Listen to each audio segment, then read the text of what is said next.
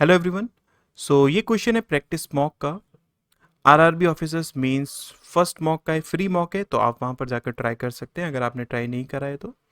So question में उसने हमसे पूछा है कि आपके पास पैसेज दिया हुआ है, आपको पता करना है आप कौन से स्टेटमेंट्स को इन्फर कर सकते हो। ठीक है, तो एक बात को समझिएगा, इन्फ्रेंस और कंक्लूजन्स में एक बहुत सिंपल सा डिफरेंस होता है। कंक्लूजन होता है जो कि वो पूरे पैसेज में से आप क्या कंक्लूड कर सकते हो उसको समझाता है।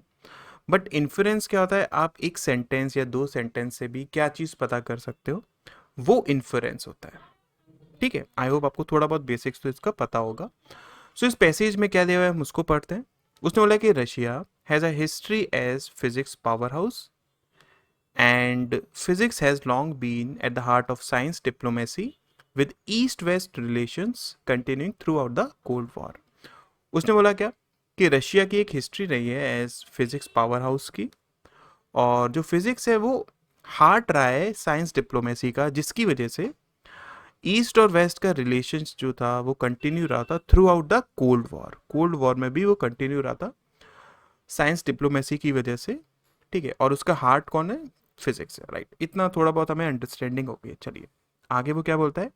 But physics organisations are among those severing ties in the wake of Russia invasion of Ukraine. उसने बोला क्या, बट अब क्या है ना कि जो फिजिक्स ऑर्गेनाइजेशंस हैं वो हैं जो कि अब रिलेशनशिप को, जो कि टाइज को ब्रेक कर रही हैं इन the wake of Russia invasion of Ukraine.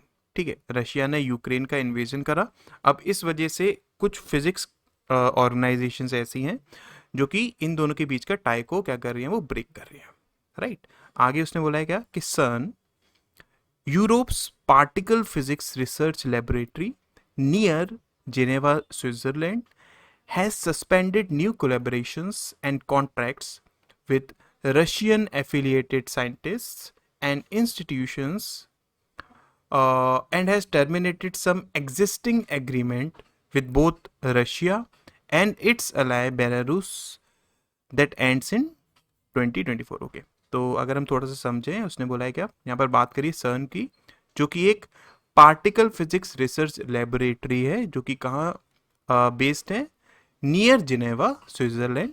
उन्होंने नए कोलेबोरेशंस और नए कॉन्ट्रैक्ट्स रशियन एफिलिएटेड साइंटिस्ट को देना बंद कर दिए हैं, और कुछ एग्जिस्टिंग एग्रीमेंट्स जो अभी भी एग्रीमेंट्स थे कुछ, उनको भी टर्मिनेट कर दिया है विद बोथ रशिया और जो उसका एलाई है बेलारूस के साथ। ठीक है, so most scientist affiliated with these countries institution will no longer be able to work at the facility. ठीक है, तो इस वजह से ज्यादातर साइंटिस्ट जो हैं जो कि इन दोनों कंट्रीज के हैं, वो अब इन फैसिलिटी में काम नहीं कर पाएंगे। ठीक है, आई होप आपको थोड़ा थोड़ा अंडरस्टैंडिंग होगी इस पैसेज में क्या दिया हुआ है। देखिए, जितना आपका कंप्रीहेंशन अच्छा होगा उतना ही आपके लिए क्रिटिकल रीजनिंग इजी बनती हुई जाएगी। ठीक है, तो हमारे पास अब तीन ऑप्शंस दिए हुए। पहला ऑप्शन क्या है कि science diplomacy between east and the west did not cease during the cold war. उसने बोला क्या कि जो साइंस डिप्लोमेसी थी ईस्ट और वेस्ट में, वो बंद नहीं हुई थी ड्यूरिंग द कोल्ड वॉर। तो ये बात अगर मैं देखूं, आप कहां से इन्फर कर सकते हो, कहां से पता कर सकते हो। तो देखिए यहां पर उसने एक लाइन हमें बोलती है ना, ये वाली फर्स्ट वाली लाइन में, कि आपके पास रशिया जो है वो फिजिक्स पावर हाउस की तरह माना जाता है, फिजिक्स हार्ट है साइंस डिप्लोमेसी का, और उसने बोला था कि ईस्ट वेस्ट रिलेशनशिप कंटिन्यू रहे थे ड्यूरिंग दी कोल्ड वॉर। इसका मतलब क्या कि साइंस डिप्लोमेसी बिटवीन ईस्ट और वेस्ट बंद नहीं हुई थी कोल्ड वॉर को, इसको हम यहां से फाइंड आउट कर सकते हैं। इसलिए फर्स्ट ऑप्शन आपके पास, हाँ, हम इसको इन्फर कर सकते हैं। आई होप आप समझ के होंगे। सेकंड क्या है कि Switzerland is a European country. अब इसको देखो, आप क्या इस पैसेज के थ्रू इन्फर कर सकते हो, पता कर सकते हो, वो आपको यहां पर देखना है। सो उसने क्या बोला था कि सन जो है ना वो लोकेटेड है नियर जेनेवा स्विट्जरलैंड। तो यहां से हम ये चीज इन्फर नहीं कर सकते हैं कि आपकी स्विट्जरलैंड जो है वो यूरोपियन कंट्रीज में ही है, इजंट इट। ठीक है, फैक्ट क्या है उससे आपको ज्यादा मतलब नहीं है, यहाँ इस पैसेज से आप क्या इन्फर कर सकते हो, आपको उस बात का ध्यान देना है। तो सेकंड को आप इन्फर नहीं कर सकते हो ना, नियर जिनेवा है बट हम ये कहीं से भी ये मेंशन नहीं है कि आपके पास जो स्विट्जरलैंड है वो यूरोपियन कंट्री है, इजंट इट? तो इस वजह से सेकंड ऑप्शन आपका हम इन्फर नहीं कर सकते हैं।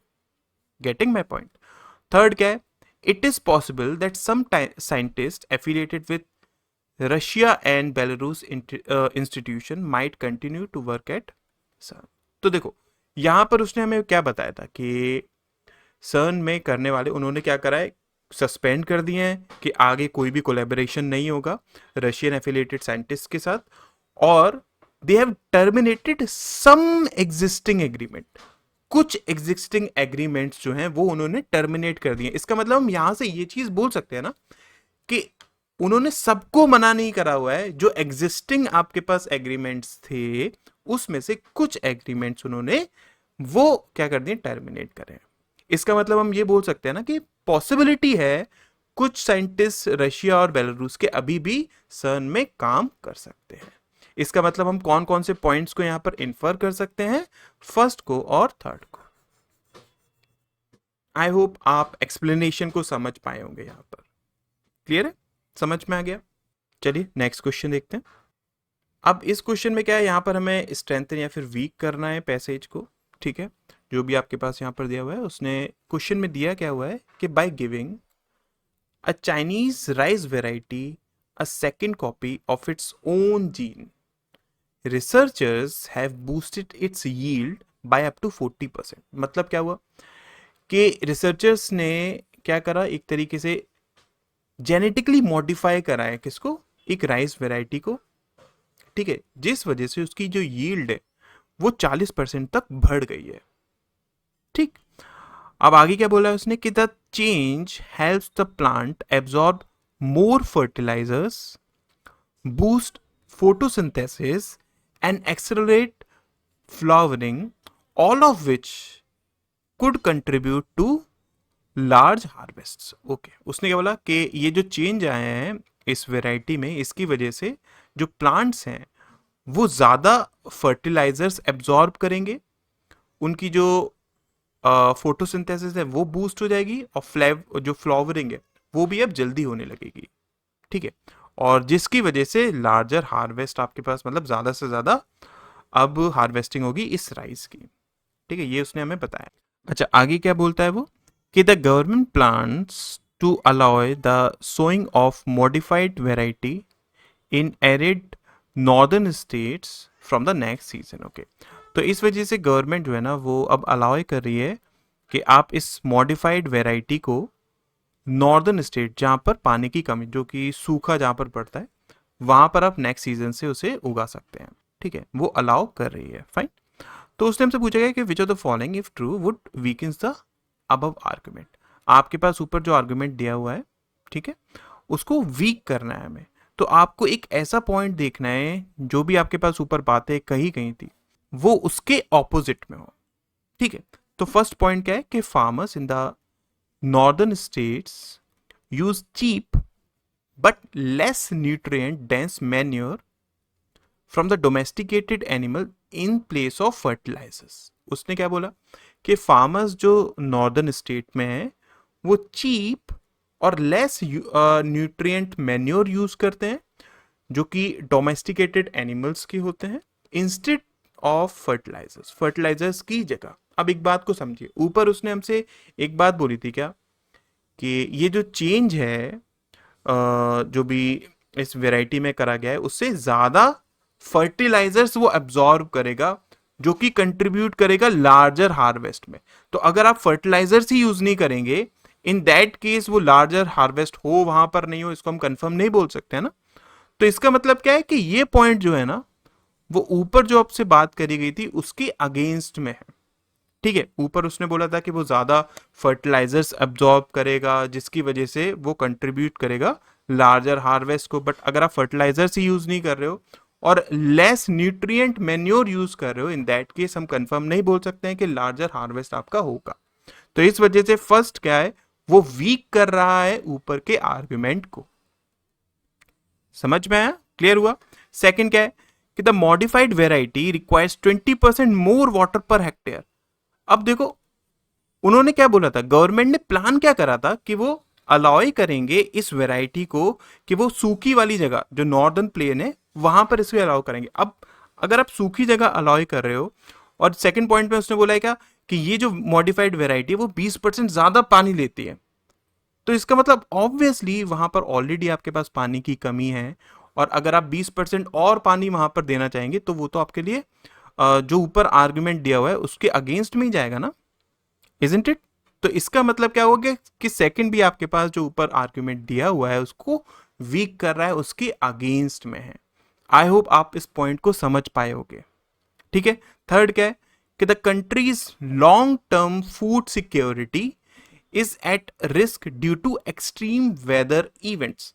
अब ये पॉइंट जो आपके पास है ना, वो किसी भी तरीके से इस आर्ग्यूमेंट से रिलेटेड नहीं है ना। ना ही वो बात कर रहा है यहाँ पर मॉडिफाइड वेराइटी की, और ना ही वो किसी तरीके से नॉर्दर्न स्टेट की कुछ बात कर रहा है। वो बस कंट्री के लॉन्ग टर्म फूड सिक्योरिटी की बात कर रहा है, जो कि ऊपर से कहीं से लेना देना हमारा नहीं है। सो यहाँ से हमें वीक करना था, उसके लिए सिर्फ फर्स्ट और सेकंड हमारे पास पॉइंट जो है वो मिल रहे हैं, तो इसलिए इसका राइट आंसर बी हो जाएगा। आई होप आप दोनों पॉइंट्स को समझ पाए होगे, क्लियर हुआ होगा जिस तरीके से मैंने इसे एक्सप्लेन करा है। अगर वीडियो अच्छी लगी होगी, वीडियो में आपको समझ में आया होगा जिस तरीके से हमने ये दोनों क्वेश्चंस करे हैं, तो मुझे बताइएगा, मैं और ऐसी वीडियोस लाऊंगा। वीडियो को लाइक ज़रूर करिएगा, चैनल को सब्सक्राइब करिएगा, और अपने फ्रेंड्स को इस चैनल के बारे में ज़रूर बताइएगा। मैं नई वीडियोस ऐसी डेली लाता रहता हूँ, आपको कुछ ना कुछ नया सीखने को मिलता रहेगा। Thank you so much.